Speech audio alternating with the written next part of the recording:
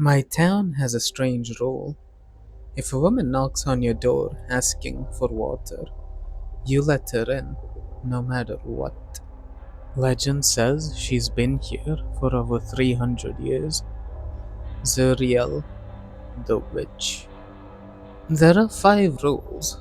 If you break even one, you die. You must let her in, no exceptions. You must be friendly. You must not show fear. You must not let her out of your sight, and most importantly, you must never let her pass the first room.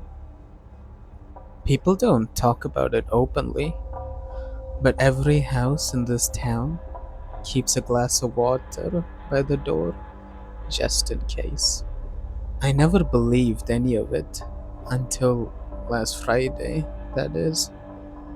It was around 3 p.m. I just put my son down for a nap when I heard knocking. I opened the door. A woman stood there, mid 40s, hiking clothes, perfect smile. "Hi, I'm so sorry to bother you," she said. "Could I have a glass of water? I'm very thirsty." And just like that, every rule came rushing back. You must let her in. So I stepped aside. "Of course, come in." She entered slowly, polite, careful, watching everything. I grabbed the glass from beside the door, never taking my eyes off of her. "You must not let her out of your sight." She sat down on the couch. I didn't like that. This wasn't the first room, but I smiled. "You must be friendly." She took the glass, held it. She did not drink. My stomach dropped. We talked about hiking, the weather, nothing important. She was sweating. Her lips were dry. Her hands trembled slightly, but she never drank the water. And then she noticed the photo. My husband, my son. "What a cute child," she said softly. Something in her voice made me feel sick. She stood up. "I should get going," she said. Relief flooded my chest until she turned back. "One last thing. May I use your restroom?" Cold dread hit me instantly. "You must not let her pass the first room." I smiled. "It's broken," I replied. She tilted her head. "Is it?" Every word now felt like a test, every answer a trap. She sat back down, watching me, smiling, waiting. Then my son started crying upstairs, screaming for me. Every instinct told me to run, but I couldn't. "You must not let her out of your sight." "Don't you want to go get him?" she asked. It sounded kind. It wasn't. Then she leaned closer, and her face began to change. Slowly, her skin twisted, her eyes turned gray, her teeth blackened, her throat split open, and still she smiled. "You must not show fear." So I smiled back and kept talking. The lights went out. For a second, I almost screamed. Then everything came back, and she was normal again, like nothing happened. "Maybe I should stay a few days," she said. "No, no, no, no." She was pushing, testing, trying to break a rule. Then my son walked into the room. He walked straight towards her. I couldn't move, couldn't speak. She reached out to him, smiling. "Would you like me to stay with you?" Everything in me screamed when she asked my child that question. My son smiled back and handed her his teddy bear. She froze. Her smile faltered. Something changed. For the first time, she looked human. She held the teddy bear close, took a slow breath. I think your child wants his mother, she said quietly. Thank you for your kindness, she said softly as she reached for my hand and ran her fingers across it. It was cold, unnaturally cold. And then she turned and walked out the door. It's been 7 days. Nothing happened. No accidents, no deaths. Everything's normal. But every day, at exactly 3 p.m., I felt a sharp pain in my hand, right where she touched me. And sometimes, just for a second, it feels like someone's knocking. Story 2. My father had one rule. We were forbidden from acknowledging my mother. I broke it, and now I understand why. I need to start from the beginning. I need to try and make sense of it, for my own sake. For as long as I can remember, my life has been governed by one unbreakable rule. It was never spoken aloud, never written down, never explained. It was a rule learned through punishing silence, through the sharp warning glances of my father, through a pressure in the atmosphere so thick you could feel it on your skin. The rule was again simple. We do not acknowledge her. She was my mother. She lived in the house with us. She was as solid and real as the table we sat at every night. The stairs I climbed to my bedroom, but to my father, and by extension me, she was a ghost we had agreed to not see. Every morning, she would be in the kitchen when I came down for breakfast. She'd be at the stove, a floral apron tied around her waist. She would turn and smile at me. It was always a sad smile, one that never quite reached her eyes. Good morning, sweetheart, she would say, her soft voice like rustling leaves. And every morning, I would look right through her, my gaze fixed on the coffee pot on the counter behind her. I'd grab a bowl from my cupboard, pour my own cereal, and sit at the table. My father would already be there, hidden behind his newspaper, a silent monolith. She would sigh, a tiny deflated sound, and place a third plate on the table between us. A plate of scrambled eggs or pancakes, always cooked perfectly, always destined to grow cold. We would eat our breakfast in silence, the only sounds being the scraping of spoons against ceramic and the rustle of my father's paper. The third plate sat there, a testament to our collective delusion, a steaming, fragrant accusation. She would sit in her chair, her hands clasped in her lap, watching us eat, a hopeful, desperate look on her face. Sometimes she would try to start a conversation. It looks like it might rain today, she'd offer, her voice wavering slightly. You should take an umbrella to school. My father would just turn a page, the crinkle of the newspaper sharp and dismissive in the quiet room. I would take a large, noisy bite of my cereal, focusing on the crunch, on anything but the sound of her voice. After a while, she would just fall silent, the hope draining from her face. leaving behind that familiar, deep seated sadness. Dinner was the same.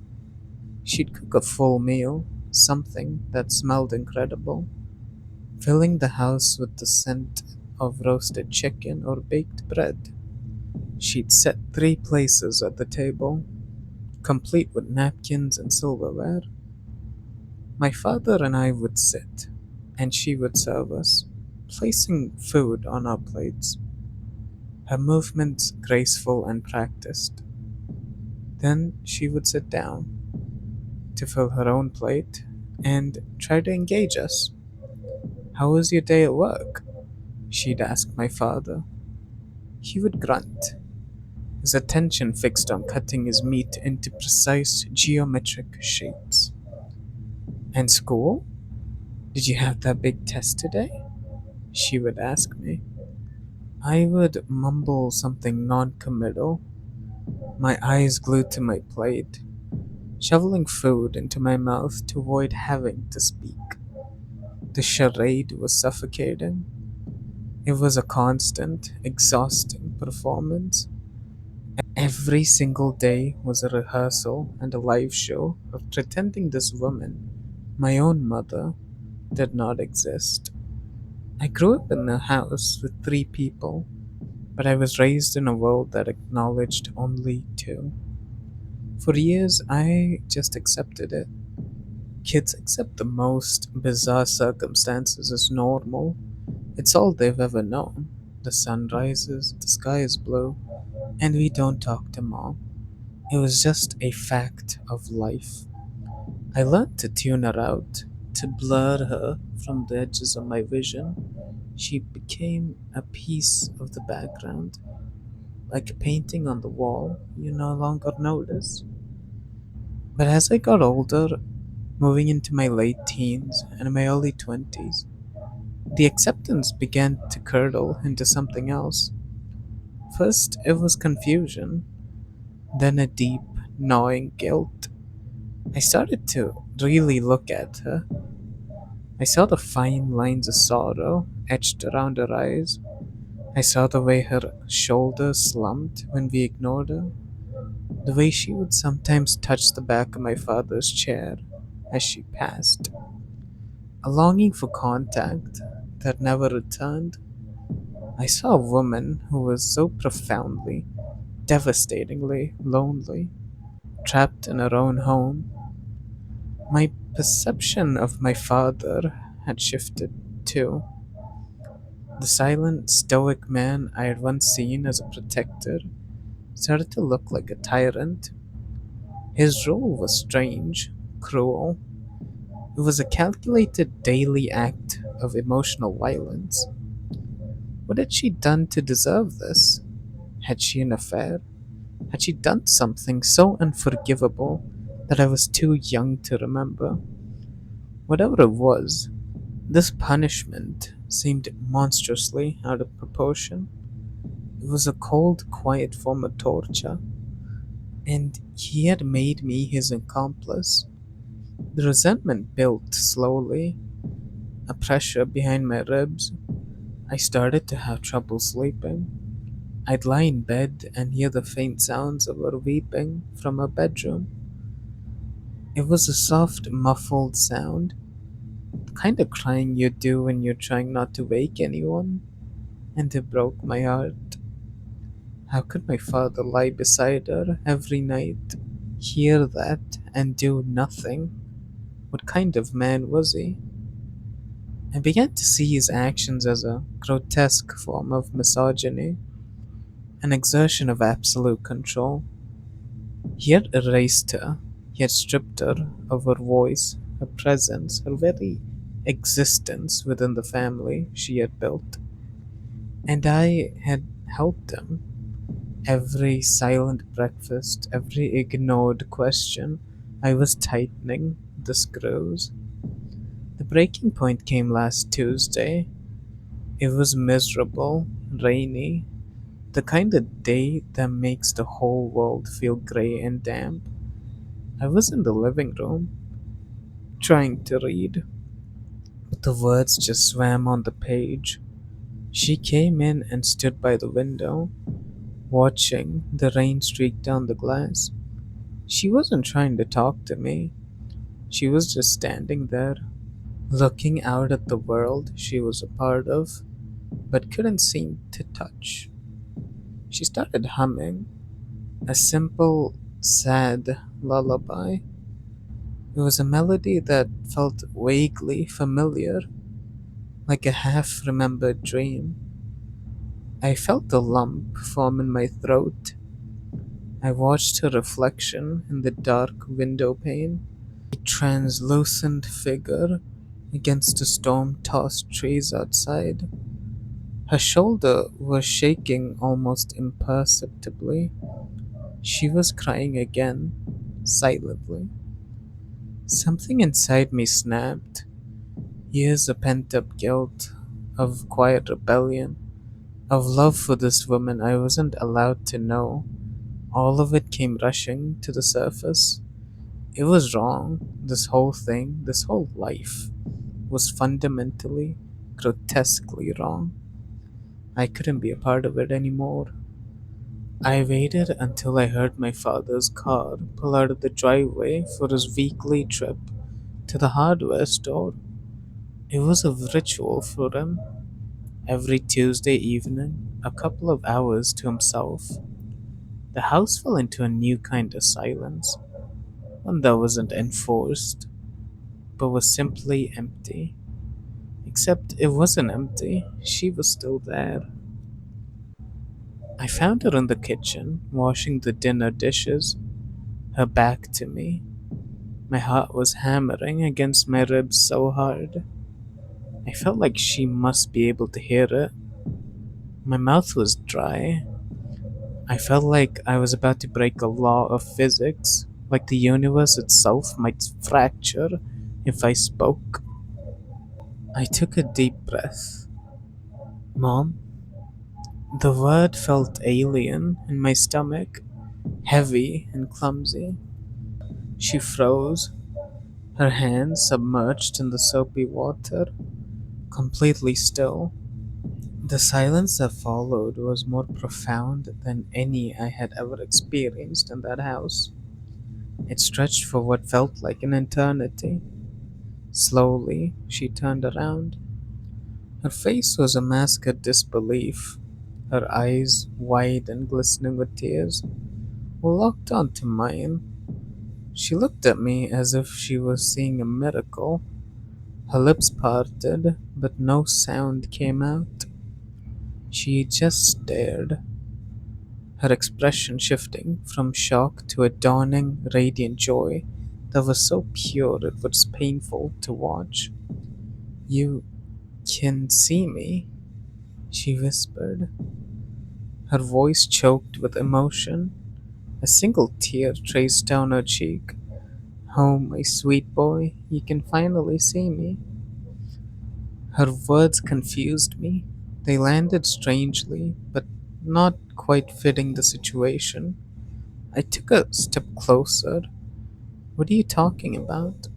I said, my own voice unsteady. I've always seen you. I see you every day.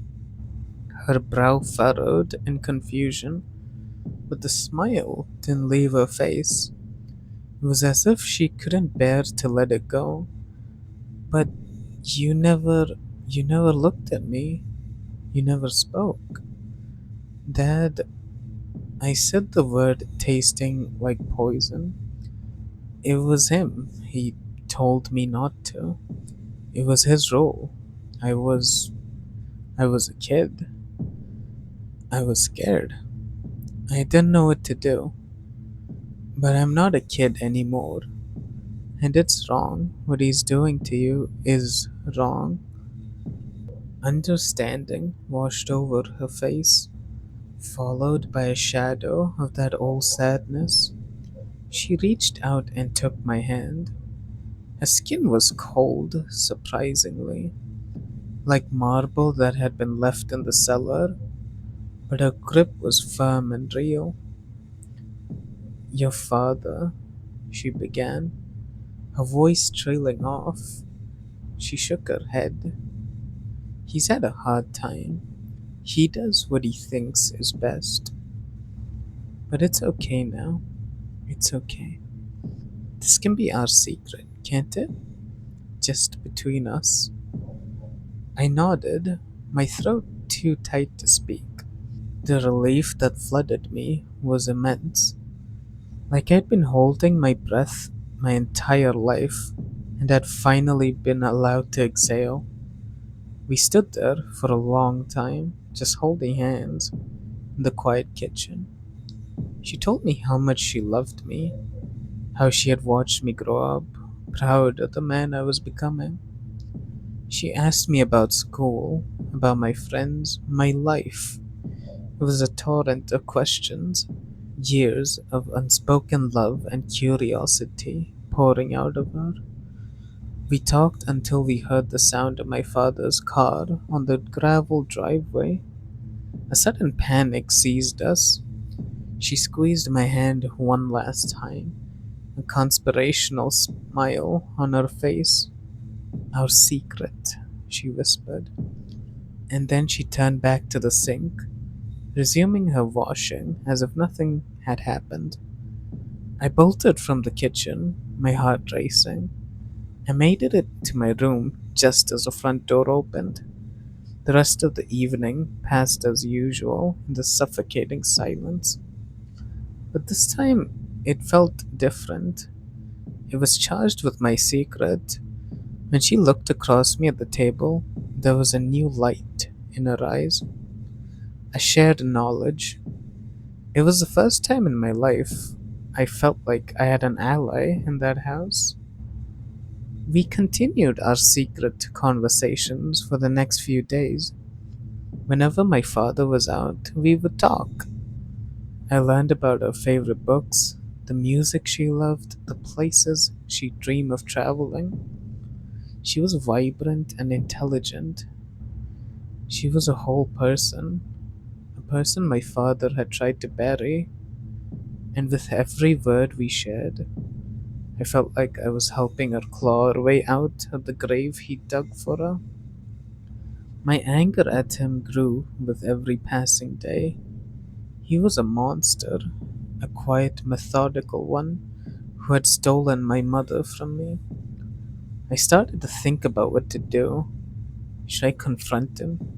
Should I just take her and leave? I felt a fierce, protective instinct I'd never known before. I would not let him hurt her anymore.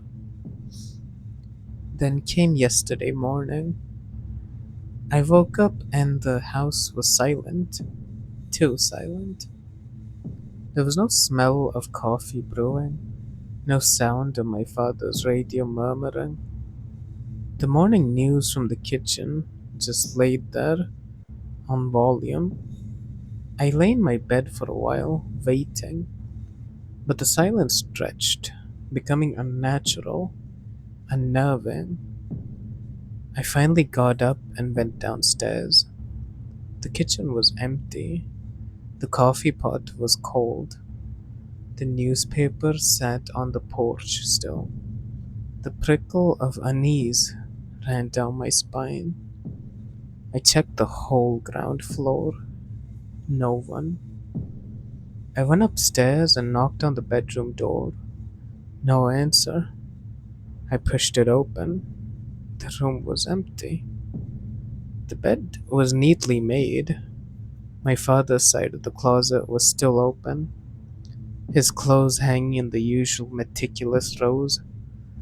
Her side was the same. Nothing seemed out of place, yet the absence of them was a screaming void. Panic started to set in. I checked the garage. His car was gone. My first thought was that he'd left early for work, but he never did that without telling me. Where was she? Did he take her somewhere? The jolt of fear that was sent through me. Had he found out about our secret? I spent the whole day in a state of escalating anxiety. I called my father's cell phone a dozen times. He went straight to voicemail every time. I called his office. His secretary said he hadn't shown up, which had never happened before. I didn't know who to call about her. She didn't have a cell phone. She didn't have any friends that I knew of. Her entire world was contained within the walls of our home. By evening, I was frantic. I paced the empty rooms, the silence of the house pressing it on me. Had he hurt her? Had he taken her away to punish her? To punish me? The darkest possibilities began to spiral in my mind. I had to do something. I had to find a clue. Anything that could tell me where they went. My search led me back to their bedroom. It felt like a violation to be in there, to go through their things, but I was desperate. I looked through the drawers, under the bed, in the closet. Nothing. It was just a room, unnaturally tidy and impersonal. Then I saw it on the floor of my father's closet, tucked behind a row of shoes, was a small wooden chest I'd never seen before. It was unlocked. My hands trembled as I lifted the lid. Inside were journals, a stack of them, all identical, leather bound notebooks, the kind my father used for work. I pulled one out of the top. His neat, precise handwriting filled the page. The first entry was dated over 15 years ago. I sat on the edge of the bed. The scent of his cologne still faint on the pillows, and I began to read. October 12th. It's been a year since the accident. The house feels so empty, a hollowed out shell. I look at my son and I see her eyes. The pain is so fresh that it's happened yesterday. He's only 3, too young to understand. He asks for his mother. How do I explain to a 3-year-old that she's never coming back? The police report called it a freak accident. A downed power line in the storm. Wrong place, wrong time. It didn't feel like a freak accident. It felt like a theft. The world has stolen her from us. My blood ran cold. I read the entry again, and then a third time. An accident? She died?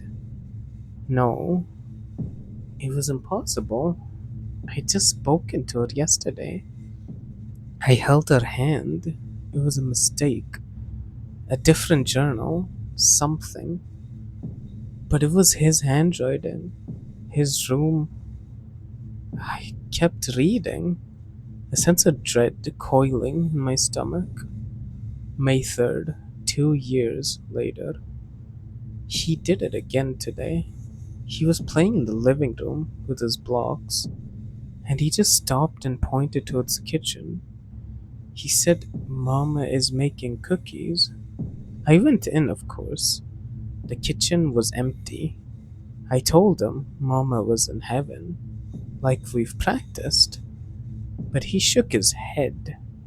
No, she's right there, he said. And he described her. He described the yellow dress she was buried in. I felt the coldness spread through me that had nothing to do with the temperature in that room. He's 5. His imagination is running wild. That's all it is. May 28th. It's not his imagination. He talks to her every day now. I've started to see glimpses, a flicker of movement in the corner of my eye.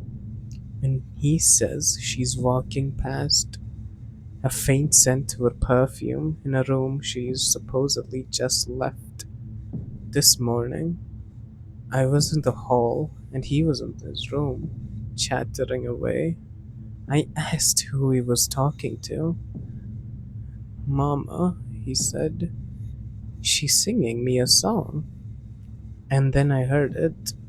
Faintly through the door, a lullaby, the one she used to sing to him. I almost threw up.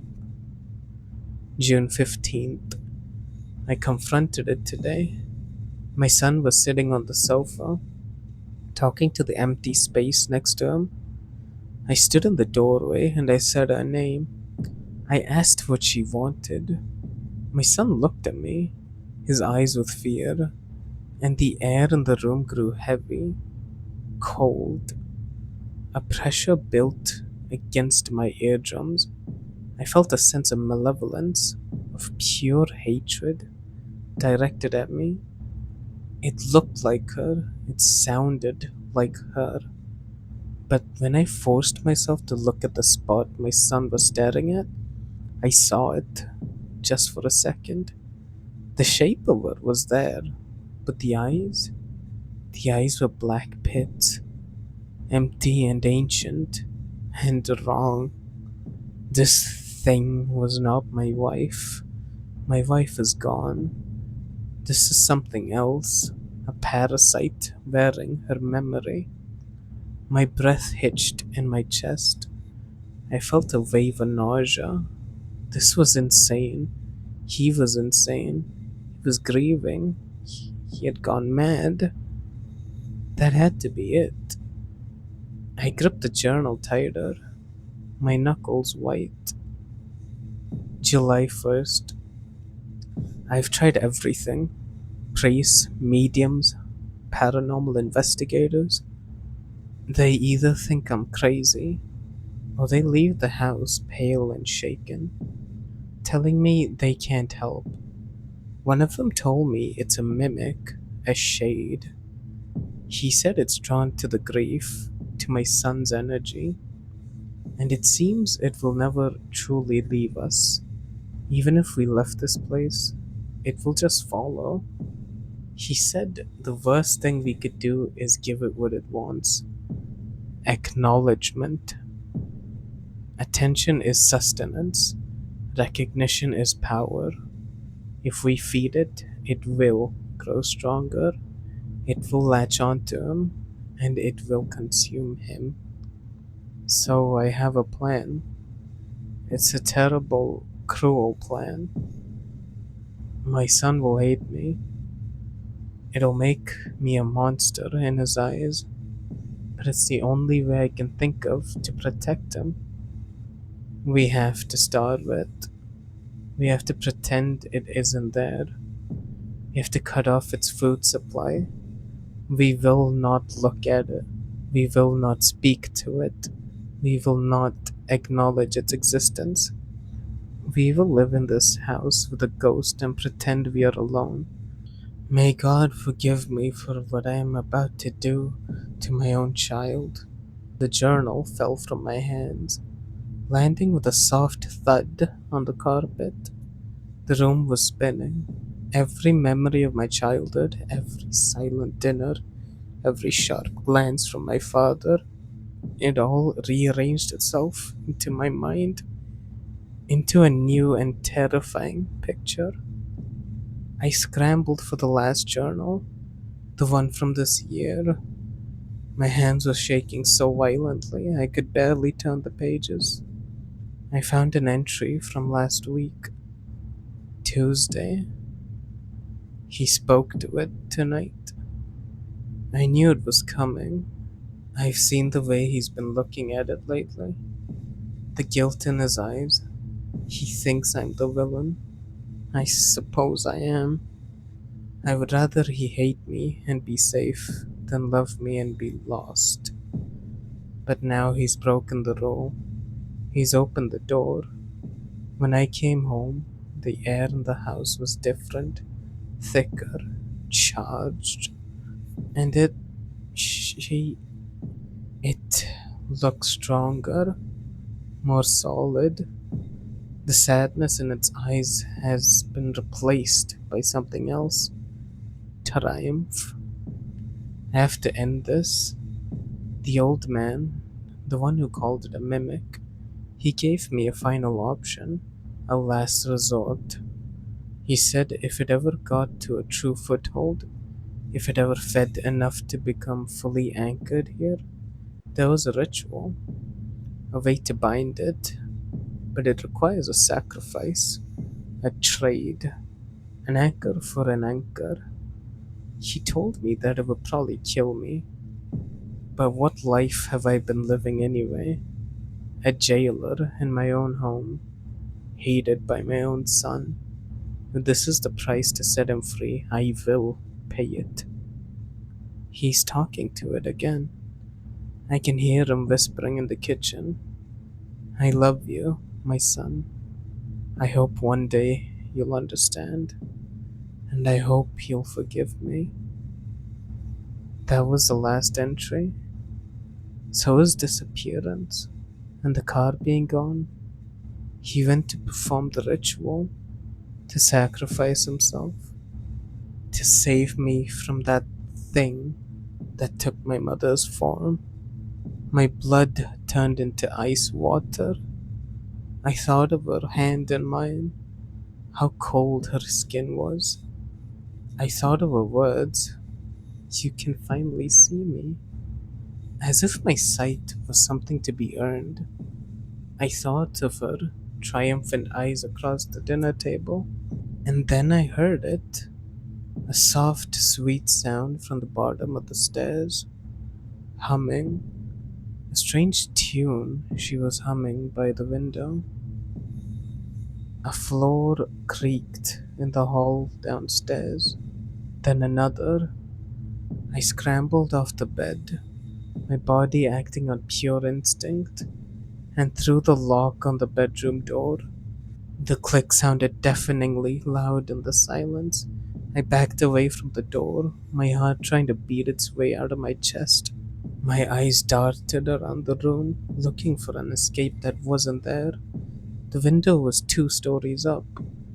Her footsteps were on the stairs now, slow, deliberate, not the light, almost soundless way she used to move. These steps had weight, they had substance.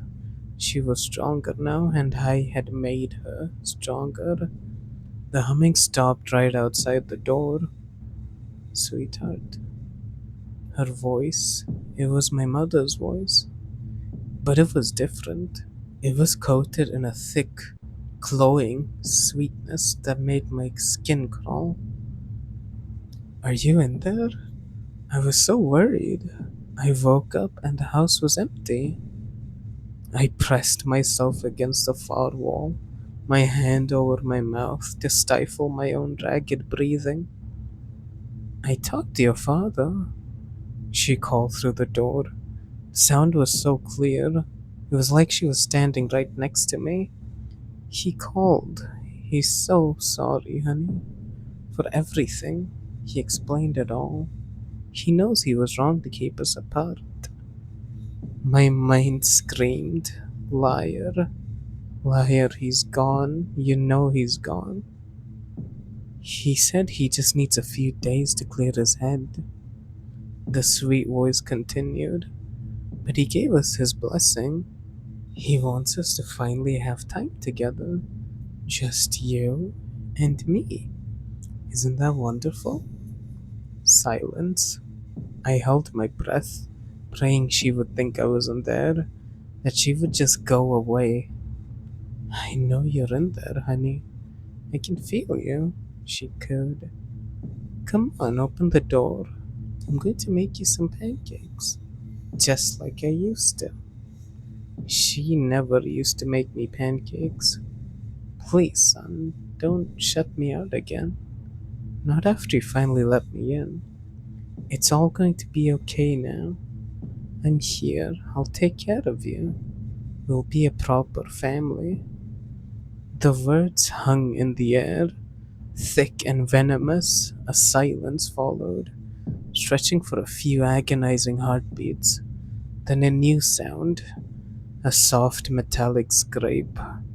The doorknob began to jiggle, slowly at first.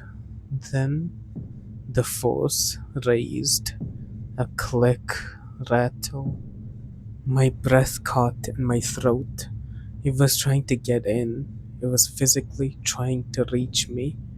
I backed away until my shoulders hit the cold wall, my eyes wide and fixed on the trembling brass knob. The wood around the lock groaned under pressure. My phone was in my pocket. The weight of it was sudden, desperate comfort. My hands were slick with sweat as I fumbled to pull it out. My thumb hovered over the emergency call button. What could I possibly say? There's a woman in my house who looks and sounds like my mother, but my dad's journal says she died 15 years ago, and this thing is a mimic that feeds on attention. They would send an ambulance just for me, with a straitjacket, not a squad car with armed officers. The rattling stopped.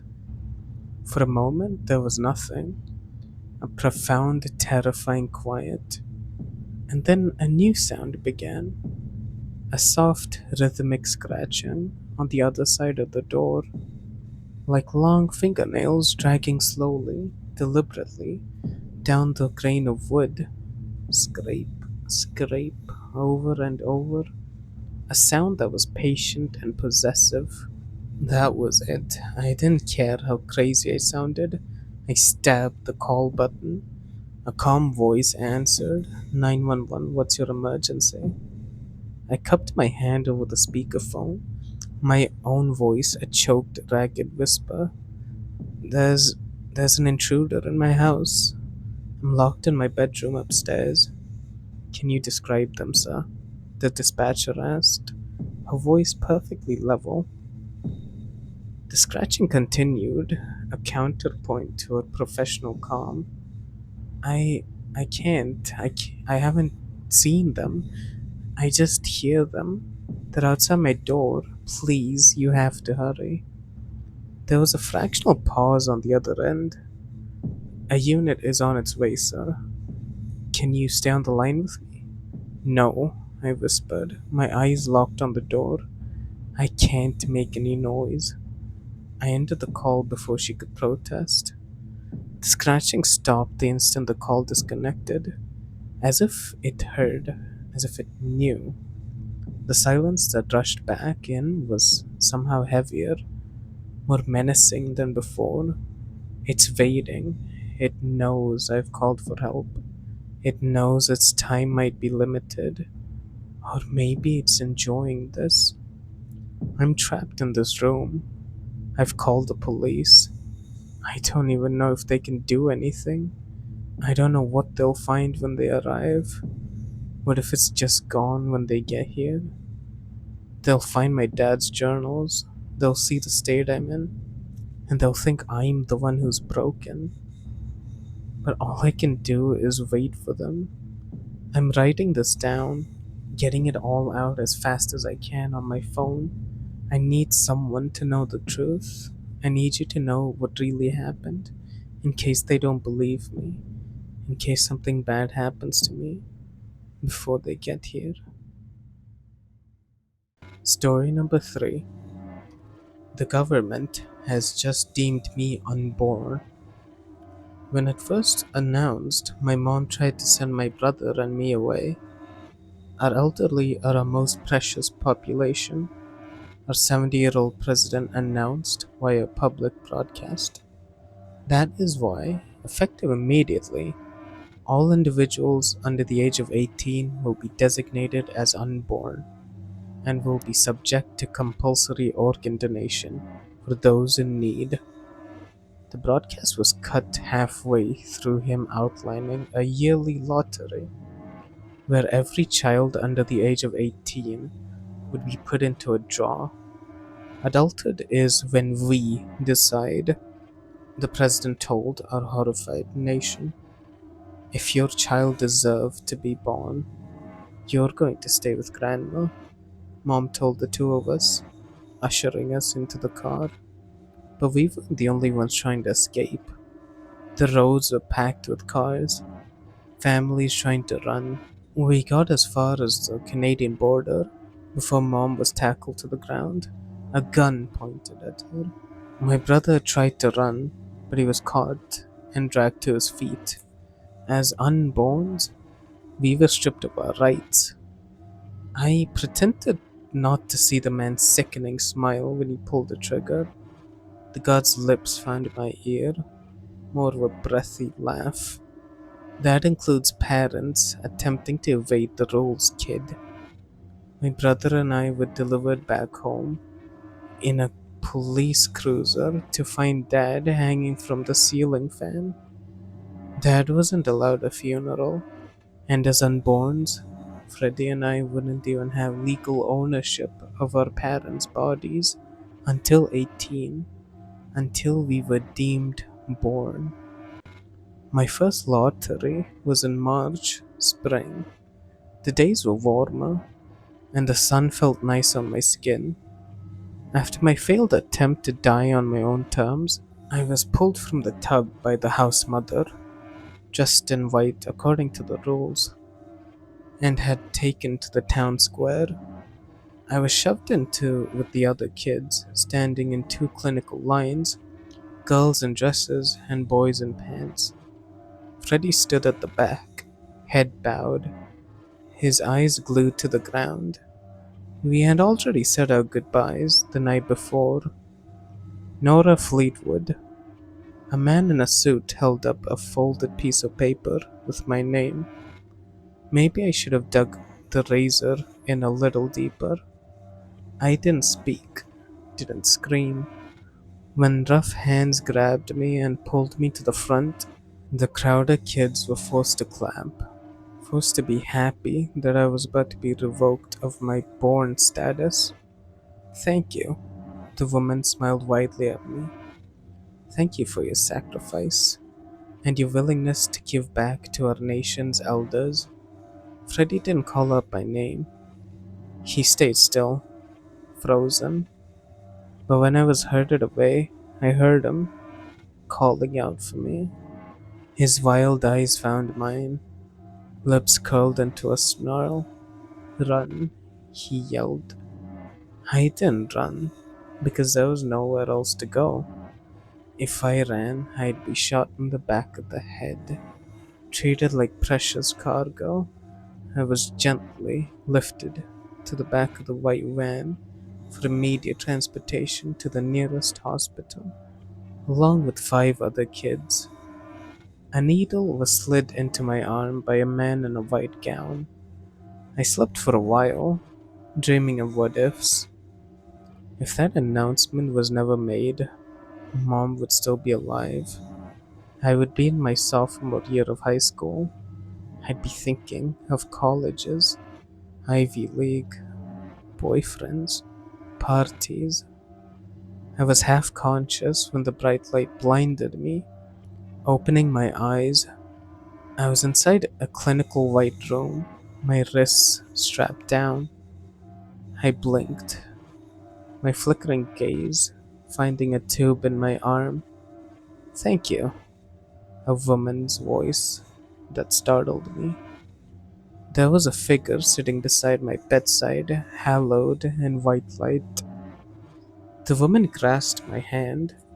Thank you for stepping forward to help my dying son. I flinched away from her, charity blossoming. I'm here against my will, I slurred, tugging at my restraints for emphasis. A boy around my age sat next to her, his head bowed, hands clasped in his lap.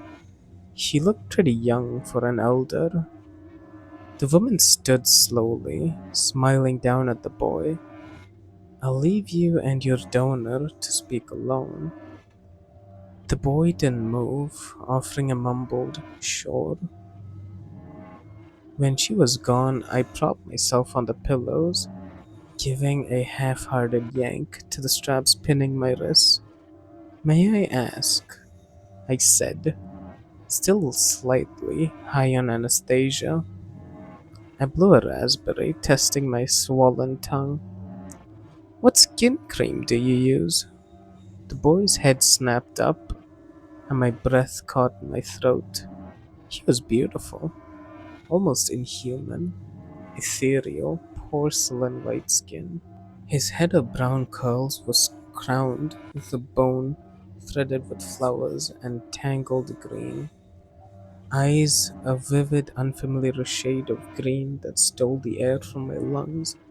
Everything about him was sharp. His lips curled to reveal razor teeth, ears harboring distinct points. He didn't fully hit me until he stood from the chair.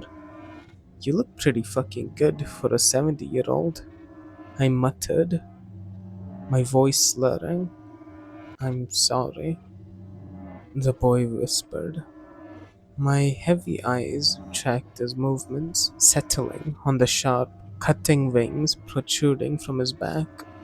He hit them quickly, shrugging a leather jacket over himself, as if he was ashamed. Our species has been wiped out, he said in a low voice. Our young Fae have been decimated by a virus that makes us reject our own organs, and he broke off, coughing violently. His body spasmed, blood splattering across his lips. He staggered forward until he dropped to his knees beside my bed, choking up scarlet, fleshy pieces into his hand. Slowly, his palm found my chest, then slid into my stomach, fingers trembling. Your leaders agreed to an exchange. His lips curled into a smile as my heart began to pound beneath his touch. We give them our magic, he coughed. This time, a chunk of red hit the front of my gown, and they give us their unborns.